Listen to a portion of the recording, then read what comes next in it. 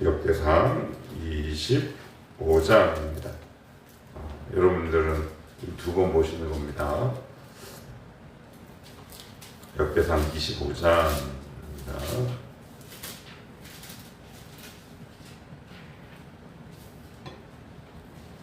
자, 우리 한 절씩 교독하면서 봅시다. 다윗이 군대의 지휘관들과 더불어 아삽과 헤만과 여두둔의 자손 중에서 구별하여 섬기게 하되 수금과 비파와 재금을 잡아 신령한 노래를 하게 하였으니 그 직무대로 일하는 자의 수요는 이러하니라.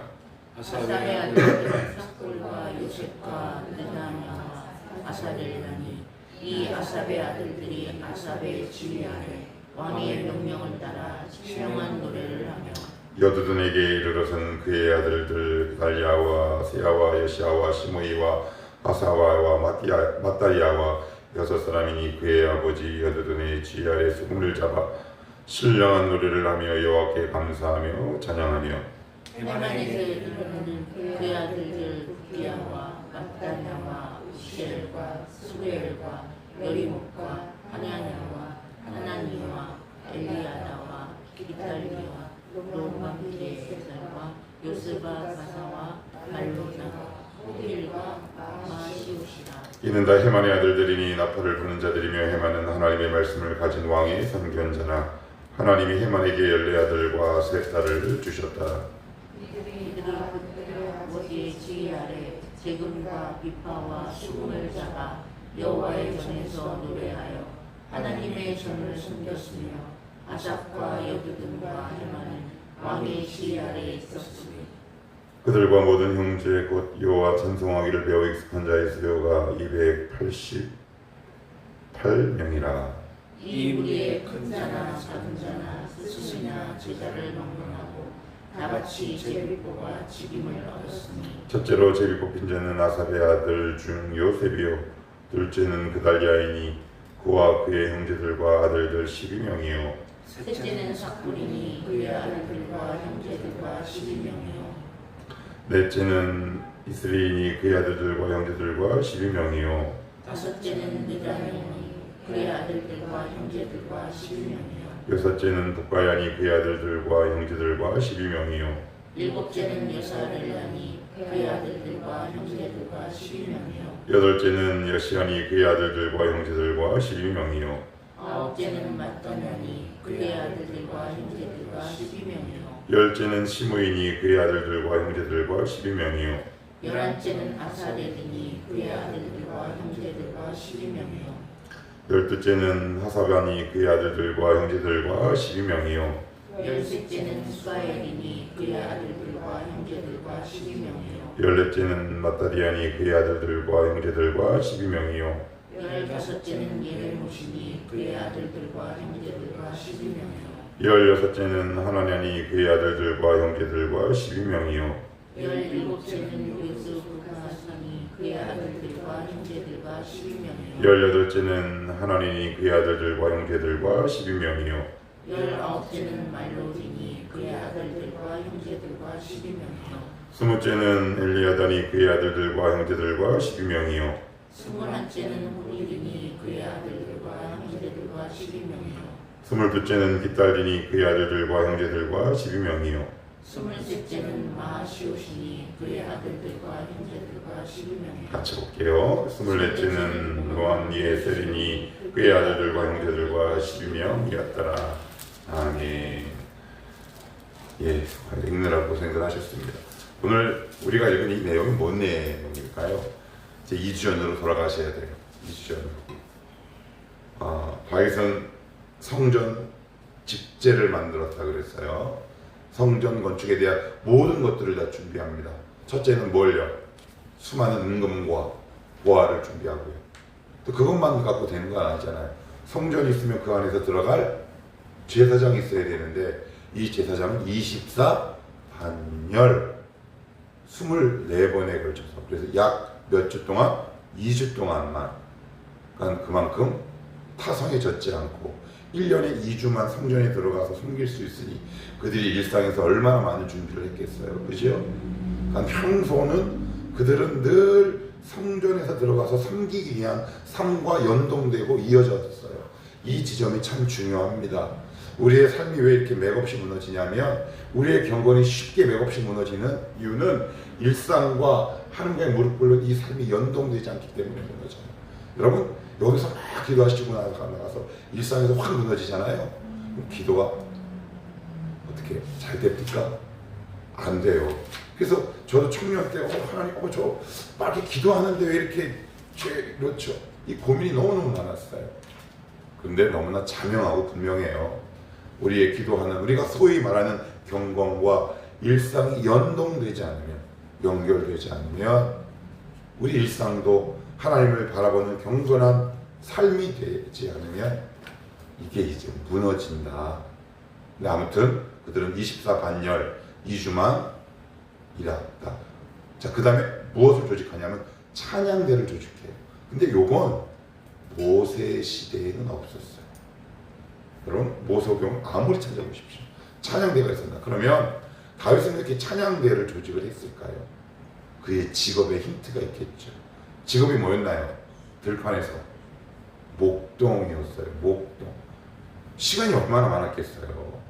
특별한 일이 오지 않는 이상 그 양과 여러 가지 가축들을 돌보면서 그가 잘하고 있는 거 뭐예요? 비파. 그죠? 현악기를 연주하는 찬양의 은사가 다윗에게 있었다는 말이죠. 그러니까 그 경험들을 통해 이 찬양이 얼마나 놀라운 능력과 힘이 있는지를 이미 다윗은 목동의 시절에 안 거예요. 이 지점이 참 중요해요. 그래서 찬양대를 조직하는데 요 찬양대도 역시 마찬가지로 그 몇 번에 걸쳐서 봉사하게 할까요? 24반열. 그래서 여기 한번 보시겠어요? 어디를 보시냐면 9절 보세요. 첫째로 뽑힌 자는 이렇게 나오죠. 그 다음에 31절 24째 이게 바로 그 얘기예요. 그래서 여기 보시면 288명 7절 한번 읽어볼게요. 시작. 그들과 모든 형제 곧 여호와의 찬송하기를 배워 익숙한 자의 수요가 288명이라. 요걸 이제 크게 나누는 거죠. 자, 이제 그 이야기를 하고 있는 거예요. 그래야지 이 본문 이야기가 조금 수월하시다. 자, 1절을 보시면 다윗이 군대의 지휘관들과 더불어 아삽과 헤만과 여두둔 이 사람들 어디서 많이 보지 않았어요, 여러분? 어디서 보셨어요? 성경을 좀 읽어보신 분들이면 이거 어디서 봤는데 역대기 말고 어디요? 시편. 시편의 대부분은 누가 지었나요? 다윗. 그런데 한번 생각해 보십시오. 이들도 아마 함께 지었을 겁니다.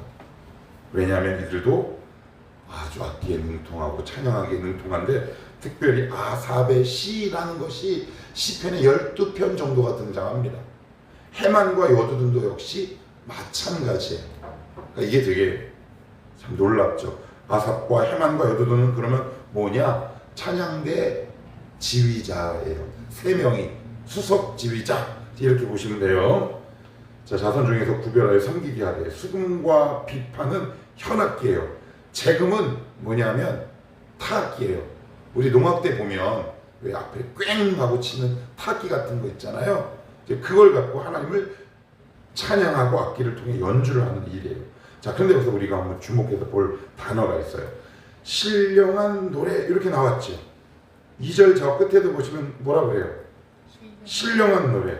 3절 저 끝에도 보시면 신령한 노래 하고 옆에 보시면 1이라고 관주가 달려 있어요. 여러분 성경에도 달려 있으세요? 작은 것이 써 있죠. 근데 뭐라고 써 있어요? 희 해놓고 예언을 뜻함. 이게 무슨 말이에요? 이게 무슨 말일까? 신령한 노래. 예언. 여기서 예언은 이런 뜻이에요. 말씀을 맡았다라는 뜻이에요. 우리가 은행에다가 돈을 맡기는 것을 무슨 금 그래요? 예금. 그게 맡길 예자잖아요.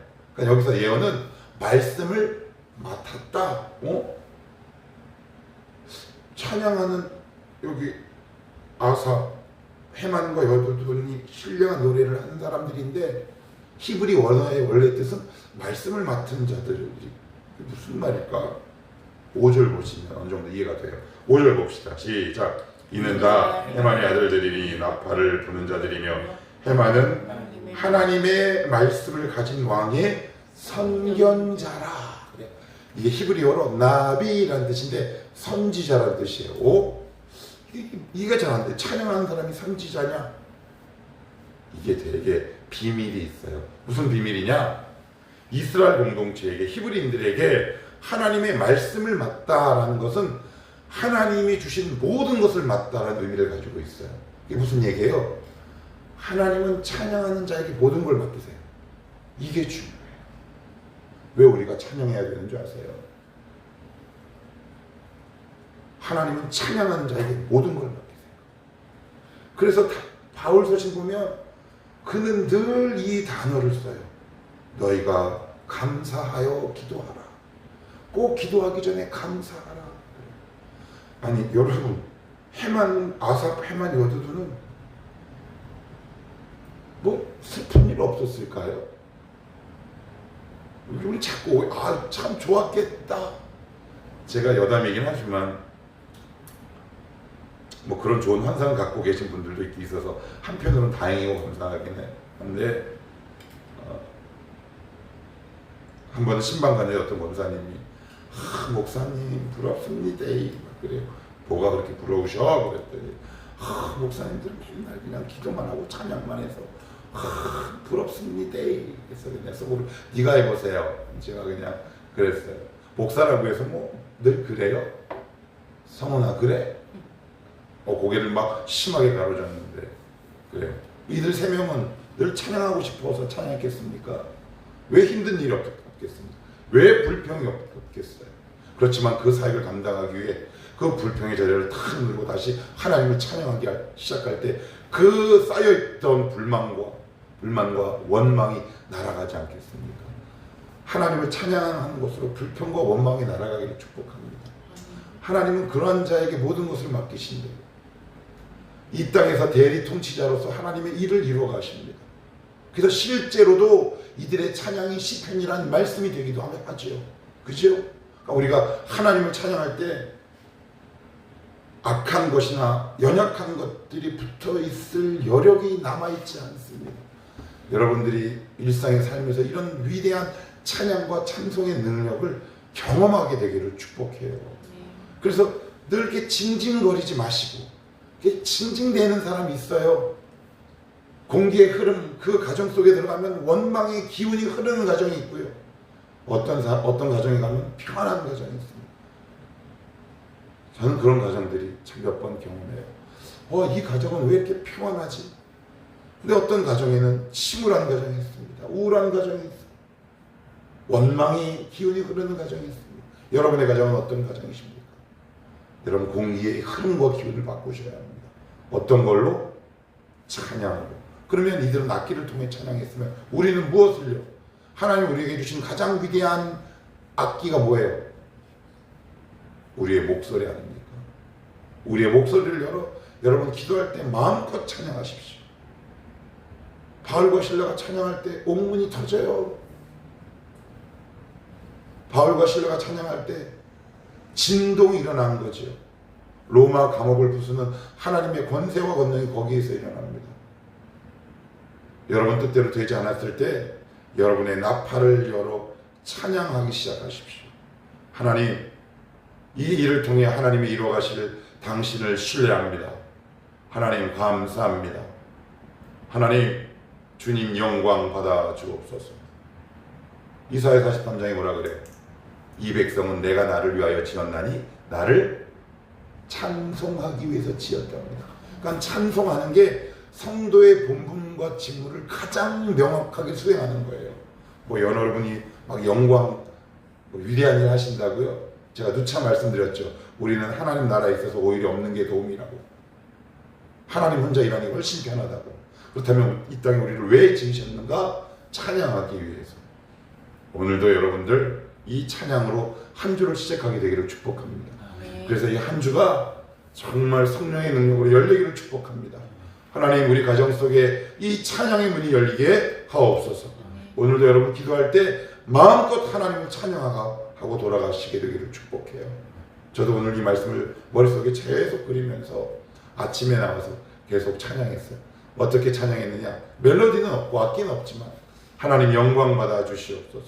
오늘도 기도 시간에 무엇보다 찬양의 내용이 넘치게 하옵소서. 이 기도가 나의 찬양이 되게 하옵소서. 내 인생이 하나님을 찬양하는 찬송이 되게 하옵소서. 두 가지 인생으로 나눠지는 거 아닌가요? 인생은 결국 하나님을 찬양하다가 죽는 인생, 평생 하나님을 향해 불평과 원망하다가 죽는 인생. 결국 인생은 두 가지로 결정되지 않나요? 그럼 성도는요, 찬양하다가 천국 가는 인생이죠. 여러분, 힘든 일 왜 없겠습니까? 원망되는 일 왜 없겠습니까? 불평스러운 일이 왜 없겠냐고요. 낙심되는 일이 왜 없겠습니까? 거기에 하나님을 찬양하는 칩을 딱 심어 놓으십시오. 이따가 뒤에 한번 살펴볼 텐데, 그러면 하나님이 이렇게 찬양하는 우리에게 모든 것을 맡기신다 그랬어요. 모든 걸 맡기신다. 그것이 바로 예언이란 뜻이다. 그러면 5절을 한번 보자고요. 5절 시작. 이는 다 헤만의 아들들이니 나팔을 부는 자들이며 헤만은 하나님의 말씀을 가진 왕의 선견자라. 하나님이 헤만에게 14아들과 3딸을 주셨더라. 아니, 찬양하는 것과 14아들과 3딸을 줬다는 얘기는 관계가 있어 보여요? 없어 보여요? 없어요.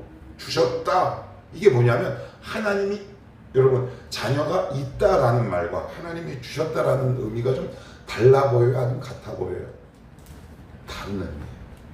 이게 갑자기 찬양대 24반열 이야기를 하고 찬양 얘기를 하다가 갑자기 그 찬양 인도자, 지도자인 헤만에게 14아들과 3딸을 주셨다라고 성경은 왜 기록하냐면, 고대 근동에서 자녀는 보이는 복을 상징해요. 그래서 복을 상징할 때 잠언에도 보시면 이런 표현이 나와요.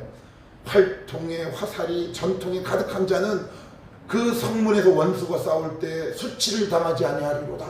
이런 표현이 나온단 말이에요. 그럼 고대 근동에서 자녀는 곧 하나님이 주신 복을 상징해요. 뭘 의미라는 거예요? 찬양하는 자에게 하나님이 복을 주셨다라는 얘기예요. 여러분, 우리의 입술로 복을 불러요. 여러분, 입술로 복을 떼어버리지 마십시오. 그래서 제가 늘 얘기하잖아요. 어제도 제가 청문 때 그 얘기했죠. 저 사람은 안 변해. 아, 답이 없어. 그 복을 버리는 행위예요. 여러분, 입술을 지키셔야 돼요. 입을 딱 다무시고, 하나님, 습관적으로 내뱉었던 나의 불평의 언어, 부정적인 언어를 버리게 하옵소서. 그리고 하나님을 찬양하는 삶을 살 때 몇 명의 자녀를 줬대요? 14아들과 셋이면 몇 명이에요? 총 17.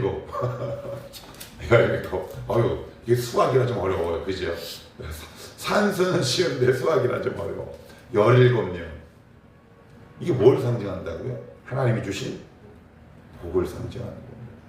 우리 정말 복 받고 싶잖아요. 그러면 성경은 너무 분명하게 얘기해요. 투덜투덜 거리던 너의 입술을 닫고 나를 신뢰하며 나를 높이며 살아라. 그렇다면 나머지 인생은 내가 책임지마. 근데 우리 네가 안 믿지. 그래서 우리에게 뭐가 필요하냐? 7절입니다. 자, 시작. 그들과 모든 형제 곧 여호와 찬송하기를 뭘 배워? 뭘 배웠어요? 찬송도 배워야 합니다. 여기서 1차적인 의미는 이런 뜻이에요. 이들이 전문가로서 하나님을 찬양하기 위해서 여러 가지 그 직업적인 그 스킬, 기술들을 배웠다라는 의미죠. 악기를 연주한다거나. 그러면 이들만 배워야 합니까? 우리는 뭐 어떻게 배워요? 그럼 우리 기타를 배우란 얘기인가? 그럼 건반을 배우란 얘기인가? 그게 안 되잖아요. 그럼 여기서 찬송하기를 배웠다는 궁극적인 의미는 뭡니까? 하나님을 높이는 법도 배워야 해요. 여러분, 우리의 본성은 하나님을 원망하는 데 익숙해요. 그러면 이것을 이기려면 어떻게 하면 돼요? 배우셔야죠. 원망을 배우지 마시고요. 찬양을 배우십시오. 여기서 말하는 찬양은 단순히 전문적이고 기술적인 찬양대 그런 의미가 아니에요. 감사와 찬양을 얘기하는 거예요. 그래서 우리는 이것을 배우셔야 돼요. 그래서 기도하다가 어떤 쓴뿌리가 이렇게 올라올 때 없는 척 감사해요라고 그렇게 기도하라는 것이 아니라, 하나님, 올라오는 이 쓴뿌리의 자리에 지금은 비록 쓴뿌리가 올라오지만 이것이 단물이 되게 하옵소서. 감사와 찬양거리가 되게 하옵소서. 이것도 배워야 한다라고 성경은 얘기해요. 여러분 지금 신앙생활 동안 수십 년 하면서 뭘 배워오셨습니까? 참 해석하게도 신앙생활 오래되신 분들의 이야기를 보면 감사를 바르게 배워본 사람을 저 이제 목회 20년 했잖아요. 100명이면 한두 명 있을까 말까. 거의 부정적이고 회의적이고 비관적이고 공격적이고 파괴적인 언어들을 가진 사람들이 교회 안에 득식을 해요. 그러니 그 교회가 잘 돌아가겠다. 그 집안이 잘 돌아가겠다. 뭘 배운 겁니까? 그럼 그들은 평생 뭘 배운 걸까요? 부인하는 언어를 배워왔습니다. 부정하는 언어를 배워왔습니다. 낙심하는 언어를 배워왔습니다. 불평하는 언어를 배워왔어요. 여러분은 무엇을 배우시겠습니까? 우리 찬송하는 언어를 배우며 하나님을 높이는 인생을 살아갑시다. 그럴 때 하나님이 나머지 삶을 책임지지 않겠습니까? 왜요? 우리가 이 땅에 지어진 원래 목적, 하나님을 높이는 사명에 충실한 삶을 살기 때문에. 그래서 우리 청람교회에는 이 찬양의 소리가 끊어지지 않았으면 좋겠어요.